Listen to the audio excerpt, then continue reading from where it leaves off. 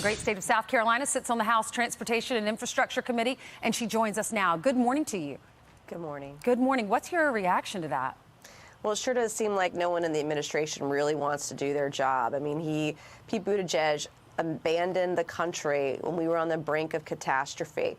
Earlier we saw on Fox News it was Mayorkas at the border not to talk about border security, and there are no shows for these jobs that they have that are very important to our country.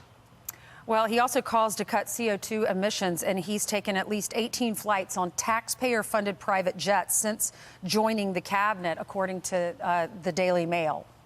Don't even get me started on the hypocrisy of the administration because it's everywhere. Well, you were also in the news a lot this week. You were praised for your brilliant display, people are calling it, when you were questioning this lady who works at Harvard in the law school. And you talked about violent rhetoric on social media and how that affects public officials. And I know you know firsthand, your car has been keyed, you have to carry a gun now, your house was spray painted, you've been accosted on the streets of D.C. Let's watch you questioning this lady about her tweet. Only a few weeks after the attempted attack on a Supreme Court justice on June 25th, one of the witnesses, Alejandra Caraballo, tweeted out the following in response to a decision on abortion: "The 6 justices who overturned Roe should never know peace again. It is our civic duty to accost them every time they're in public. Do you believe your rhetoric is a threat to democracy?" I don't believe that's a correct characterization of my statements. I mean, it can be very dangerous. I mean, we saw what happened with the justices. We know what happened with you. What went on after that? Well, it was just astounding, really, to see someone show up in committee and commit to saying that rhetoric online is dangerous, that targeting officials within our government is dangerous. And then when you pull out the receipts that I had behind me from her tweets, urging people to accost literally a branch of our government, the judicial branch, our Supreme Court justices.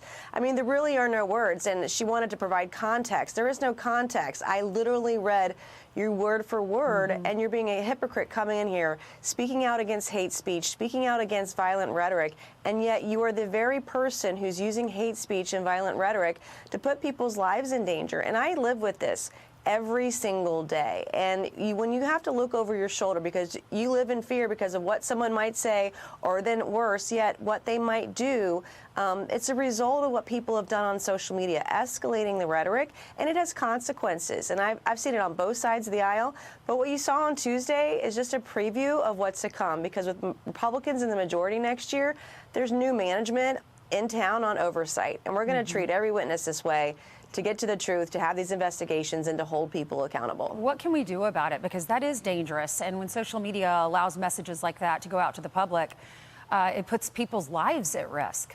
Right. I'm a big fan of the First Amendment, and I believe in it. But when you are threatening people's lives, encouraging violence, I think that's when we've got to take a step back and encourage people to call it out, like we did on Tuesday. You need to be called out when you are advocating to accost people in public, that you don't want people just because you simply disagree with them, they shouldn't have a peaceful life. Well, that emboldens someone to, like they did with Justice Kavanaugh, to bring a knife, to bring a loaded gun, and use violence against others. And we saw for 2 years the United States, cities being burned down to the ground by these groups, Antifa and anarchists. I get threatened with my life the minute that I bring up the word Antifa. I'm told they don't exist and I should die. Well, that's just wrong. And I'm not going to tolerate this kind of nonsense. I think we need to lead by example and showing people that it's not going to be tolerated on either side of the aisle. And I've proved that and been true to my word in that regard. Congresswoman, thank you so much for